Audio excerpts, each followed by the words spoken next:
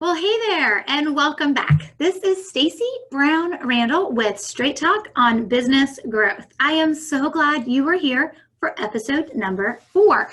So if you watched episode or listened to episode number 3, we were digging in to the sales strategy. And I talked about these 3 plans that need to make up your overall sales strategy. I just realized I had this in. I'm going to take it out because I don't need it. So we were talking about our sales strategy, and we've been digging in to understand what that looks like. So I'm going to take you a little bit further today. We're going to look like, okay, now we got it. We got the sales strategy. We got this prospecting activities. We got this marketing activities. And now we know we need a third plan, which is our referral plan. So we know we need that piece as well. Okay, let's figure out where we go from here and dig in a little bit more to understand what it looks like of how we use those activities to fill our prospecting funnel. So that's what we're going to do today for episode number 4, is really looking out of how do we fill that prospect funnel. But before I dive in, I just want to quickly let you know that we're using the same verse to kind of help put all this in context, right? Help put this in perspective for us. We're using the same verse for this episode as we did for episode 3, which is Ephesians 2:10. And that verse is, "For we are God's handiwork, created in Christ Jesus to do good works, which God prepared in advance for us to do." You know, when I kind of came across that verse, I didn't say this in the last episode, so I want to go ahead and do that. But when I came across that verse, it got me thinking a little bit about the whole idea of where our journey has brought us to today was all in some ways planned out for us. Right now, maybe obviously I believe, and I know everyone has to kind of believe this, what they believe on their own, but I don't believe that God makes bad things happen. I don't believe he is a puppet master. I don't believe that's how things work. But I do believe that we live in a broken world, and so sometimes not great things actually happen. Sometimes pretty terrible things happen. And so when I look back on my business failure journey and I'm in that place and I'm thinking about kind of like, wow, what happened and why did it happen and did it have to happen? And then the answer to all that is, I don't know, and yes, right, is that God can take things that we need to be focused on and he can actually make them great. Right? Even things that happened in the past that teach us lessons to be focused on, he can take those and use those moving forward. And these are the things that he's prepared for us in advance. So I like thinking about when you made the choice and the decision, just like me, to be a business owner, whether you've been a business owner for like 25 years or you're just in year 2, when you made the choice to be a business owner, right? God knew you had that in you. And he has prepared for you to do what you're doing. And hopefully what you do with your business is you get to be in a place where you love what you do. Now, one thing I learned in my first business, I eventually fell out of love with it. And to not have passion when you are running a business is really tough. Now, I probably started losing some passion because the business wasn't doing as well, but these things all kind of play into each other. And the idea there is when I watched that business fail, I really kind of had to look at it from the perspective and understand it from the perspective that it's just part of my story, part of my journey, and that it's certainly brought me to where I am today. But thinking about that God has prepared in advance this work that we're going to do, I think should allow us to understand that even on our hard days, even on the days when that big client says no and you're like, no, or you lose that big client or the big prospect says no, or something doesn't go according to plan in your business, that we are capable of solving it. We may need to get help to solve it if it is something that's actually out of our skill set, or it may be in a little bit over our heads, but that's why God surrounds us with other business owners and other people who can help us. But it's this whole idea that we are actually capable of handling what comes our way. It's not going to be easy all the time, and we may need to rely on our tribe of people to help us, but that it's not above us, right? It's not something that we can't attain. We just have to keep remembering that business ownership can be hard. It is awesome too. I love owning a business. I also know that what it means to own a business, have that business fail, have to go get a job, and then know what it's like to get back to owning a business. So I'm, of course, a big proponent of I want to be a business owner. I love it. I know it's hard, but I think that's just an important piece we need to keep in mind when we're thinking through, right, our good days and our bad days as business owners, is that we are actually equipped to handle this, right? I know a lot of people say, well, God won't give you what you can't handle. What I've been told is that's actually not in the Bible. The God won't give you what you can't handle. That's not actually in the Bible. And so there's a great book by Lisa Turkhurst that just came out. I guess it came out maybe last year, but Lisa Turkhurst wrote a book. She's with Proverbs 31 Ministries. The title is something like, it's not supposed to be this way, or it's not supposed to turn out this way. And she talks about how people say, God won't give you more than you can handle. And then she talks about how that is not in the Bible. Now, there are other things that she talks about that are, but I think God gives us what he knows that he will be able to use in the future. And I think that's great, even if we don't understand why something is happening. So I just want to talk a little bit about that from our verse for today's episode. We also build on it with our last episode, episode 3, with this verse, Ephesians 2:10. But just reminding ourselves as business owners, we are prepared to do it. Right? We have what we need, and we also are surrounded by people who can help us. That's how this works as business owners. So if you are having a tough time in your business right now, I have so been there. Just don't let it get you down, and keep moving forward, and keep looking for people who can help you, or looking for the answers within yourself, because I do believe we can figure it out. Sometimes we just have to get over that initial fear to be able to figure it out.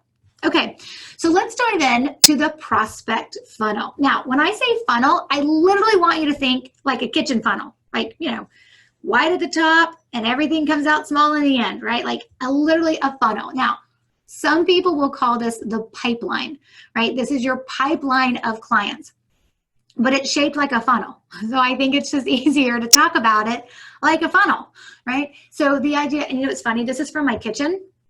No idea if this has actually ever been used. Unfortunately for my family, I am not a great cook. My husband, though, is, so he does most of the cooking. So I don't know if he uses this or not, but I was able to find it. So that's important. We do have one. But this whole idea of this funnel, right? It's where lots of stuff goes in the top, but only some are actually going to come out the bottom. And it obviously gets slender, right? It gets skinnier as it goes down to what comes out at the bottom. And so a lot of people call your prospecting pipeline a funnel, because the idea of a pipeline is who is in this pipeline who has the potential to work their way through our process to say yes to becoming a client. So I'm going to give you a visual that I want you to kind of consider. I just want you to think about it from a funnel perspective of what this prospecting funnel actually looks like, or this prospecting pipeline. I'm going to use pipeline and funnel pretty much interchangeably, because I do think that they can be used interchangeably, but you can use whatever visual works best for you. Your prospecting pipeline, your prospecting funnel, or whatever you want to say. But here's another visual I want you to consider. And I'm going to show this to you. If you want to download this, you can go and download this from episode 11 or 12 in my podcast, my other podcast, Roadmap to Grow Your Business. So if you want to go to episode 11 or 12, you can actually find this download where you can go download it. But I'm going to show it to you right now, and I think you should just pull out a piece of paper and sketch it out. Now, if you want how pretty it is, and the way that I didn't design this, my designer did. I came up with the idea and he designed it. It's pretty simple, but it's still pretty fancy when you get a graphic designer to work on stuff. They can make magic. They make all things beautiful. But I'm going to show this to you. You can also pull out a piece of paper and just draw it out. So it is this idea of the prospecting funnel. So the way I'm going to talk about this, I want you to have this visual before I take this down and actually talk through some of it. And the idea here is we've got our funnel, all right, or your pipeline, and people come in. These are our lead gen sources. This is how prospects come into the funnel. First, they become aware of your business. Then they start going through the buyer's journey, which is them making a decision to say yes or no to you. So you usually have meetings with these people, or maybe you schedule online demos with these people. There's communication, right? They're vetting you out. You're vetting them. There's a process in this buyer's journey. And then hopefully they come out at the bottom as a close. And this, obviously the close is them saying yes to working with you. So this is a basic funnel. It is actually like a funnel with some boxes at the top. So that's what I want you to just draw out on a piece of paper, or you can go to Roadmap to Grow Your Business. You can go to that podcast episode, go to episode 11 or 12 and download this. And to reach my podcast, my Roadmap to Grow Your Business podcast, you just go to stacybrownrandall.com/podcast and then search for episode 11 and 12. Now we're like on episode 60 something, 70 something. So you may have to search back to get to there, but you can get to there and you can download this if you want it. If not, pull out a piece of paper and draw out your funnel. So the idea behind this funnel, and what I want to help you kind of understand, is all the pieces of it and how it fits into your overall sales strategy. So I think that one of the things I noticed with business owners, and a lot I would see this when I was a business and productivity coach working with small business owners and solopreneurs, is that some of this stuff was just up in their head. They kind of had an idea, they could kind of talk about what had happened recently, but they didn't really have a plan. And that is dangerous, my friends. Not having a plan for how you're going to bring in clients and how you're going to grow and sustain your business with new clients. Because every year, most people need so many new clients coming in, right? To not have this as a written plan, as something that's concrete down on paper that you're following, you don't actually know if you're doing what you're supposed to be doing, because you may kind of veer off the path if you don't have a plan that you come back to that reminds you of what you're supposed to be doing. And B, you don't actually know if you're tracking the right things and if it's even working, because you may not end up actually following the entire plan because it's just up here in your head. As a business owner, well, as a human in general, the up here in our heads, that's dangerous. The only thing that should be rattling around up there in our heads are our memories. Nothing else should be rattling around up there. We need to be putting things down on paper. We need to be treating our business like a business, right? And we need to make sure that we actually have this stuff written down. And so one of the things that's important for you to have written down is understanding what we talked about last episode, those marketing activities and those prospecting activities. Don't worry, we're going to get back to the referrals activities in a little bit, but we need to know which of those are actually working up here in these boxes where they're bringing people into our funnel. You sell down here.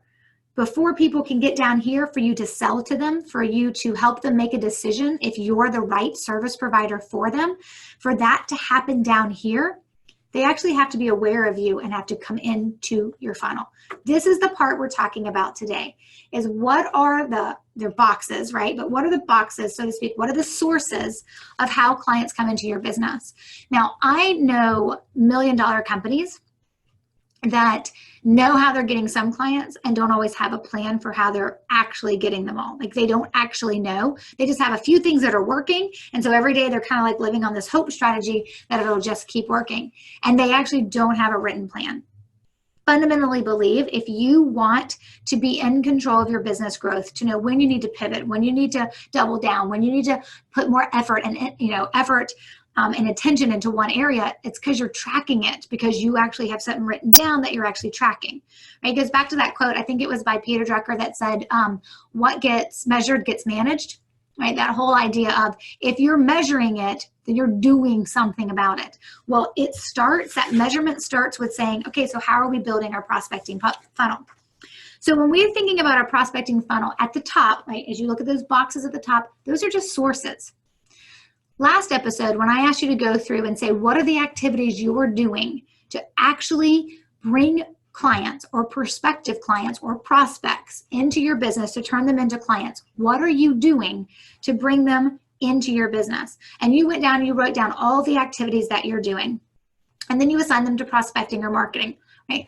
We need to know which ones are working. What are the ones that are filling your pipeline? What are the ones that are in the boxes at the top that are actually working, that are dropping potential prospects into your funnel, into your pipeline, so that you have a fighting chance to take them through the buyer's journey and to hopefully get them to the bottom of the funnel where they can say yes to working with you and closing them as a new client who is going to pay you money, which is important as a business owner for us to be successful in terms of being able to run a business, pay our employees, pay ourselves, pay our tax responsibilities, all those kind of things, make even a profit, right? And then be able, of course, to give generously from what we have received.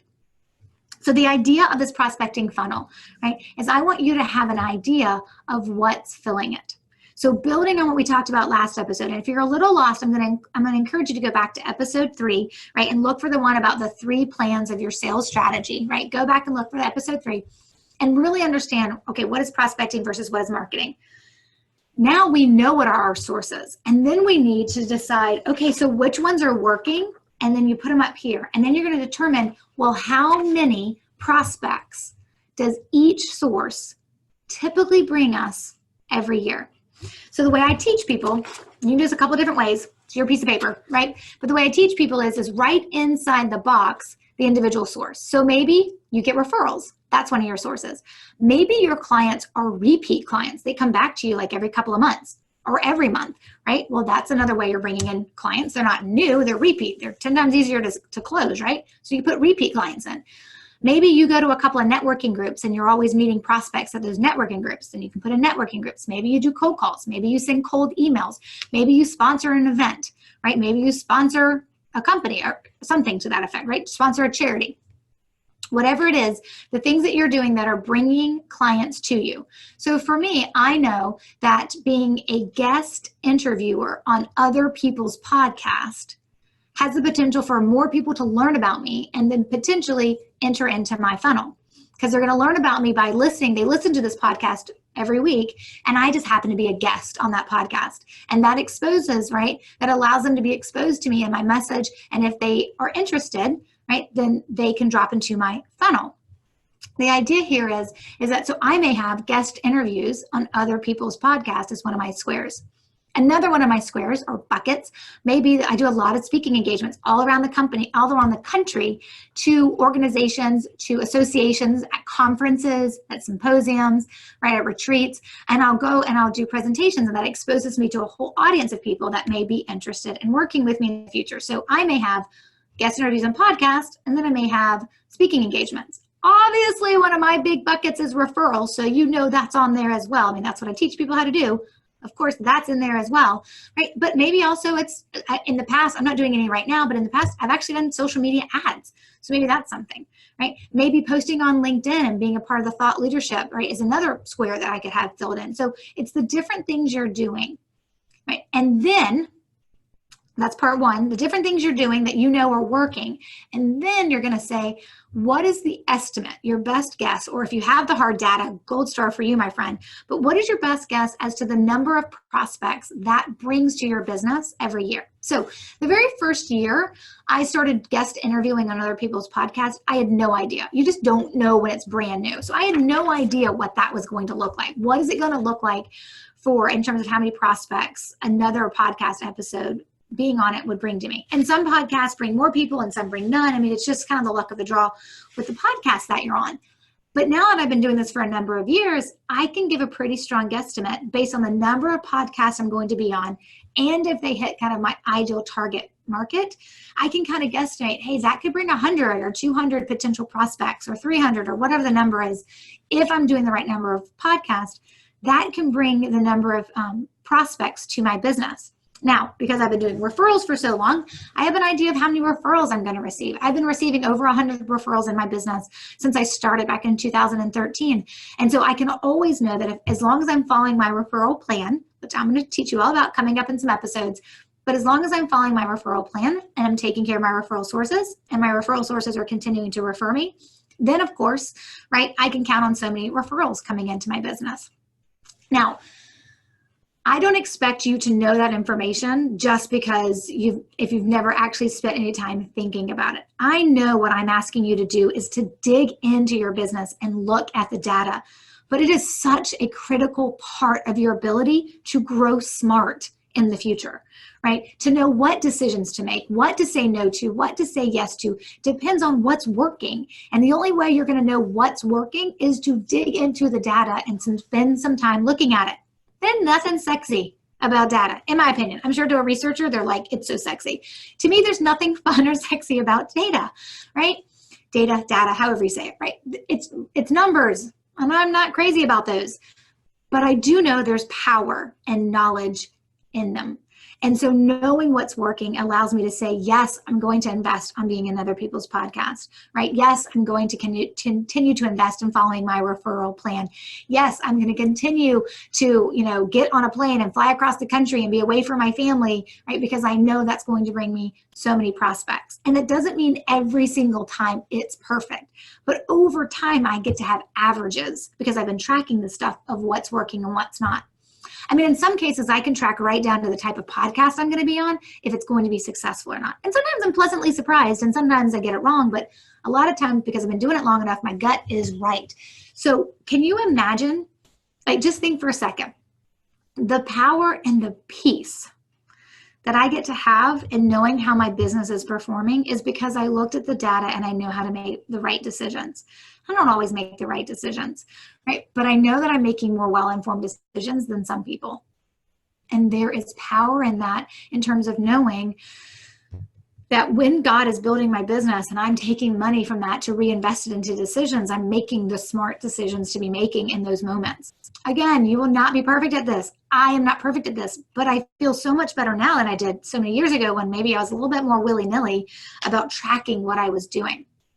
So when I look at what this looks like inside my business, it's identifying, okay, what is actually working, and about how many prospects can I expect from each individual source that's going along the top, because all those are going to drop into my funnel and hopefully work their way out. So I know if I need 50 new clients a year, if I need 120 new clients a year, if I need 12, or if I need 250, whatever the number of new clients I need, I can figure out, am I going to potentially get there by knowing, well, how much can each of these bring me?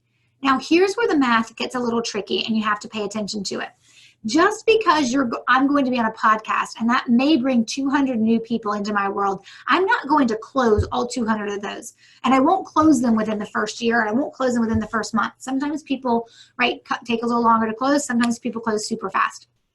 So for me, it's about knowing your close ratio as well. And that's a very important piece of the puzzle, is knowing, okay, so when these people drop into my funnel, what is my average ability to close? And what I want you to know is, overall, what can you close in the entire funnel, but what can you close by source?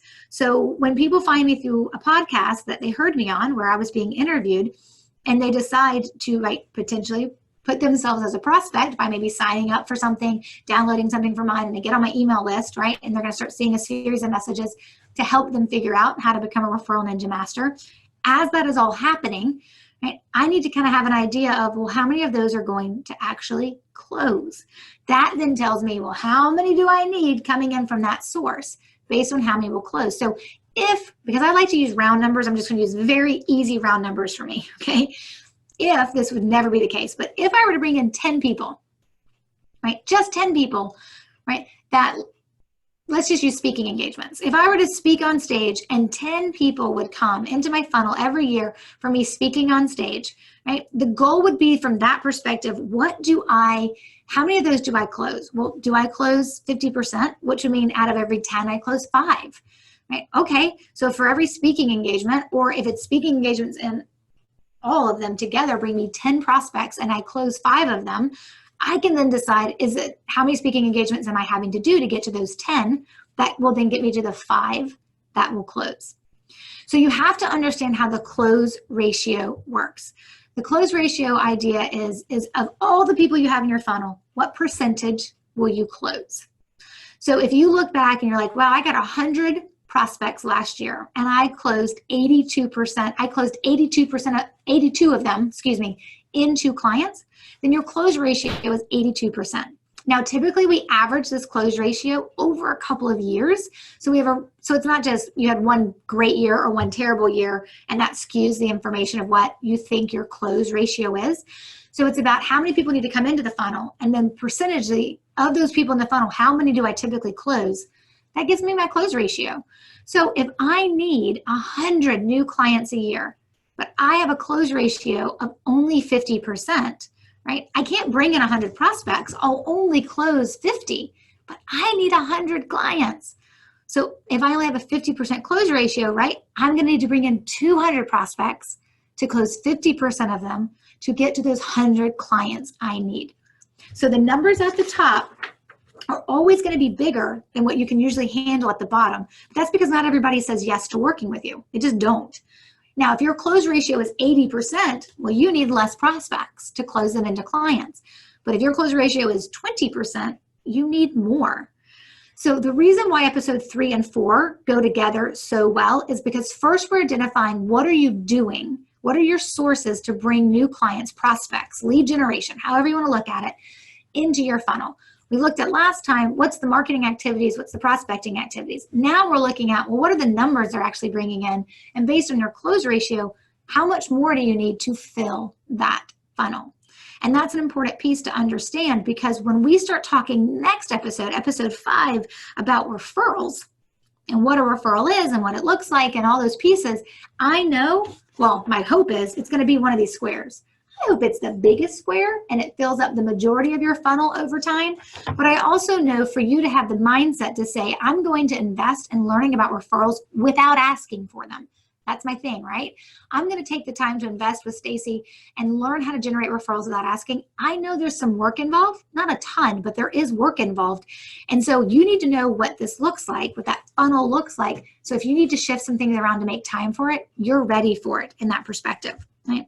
So again, understanding how you fill your funnel. What are your prospects? Like, what are the sources your prospects come from? How many prospects do you need based on your close ratio to get to the number of clients you need based on the revenue you want to make? This is just a very simple plan. You need to know. You need to have this stuff in writing.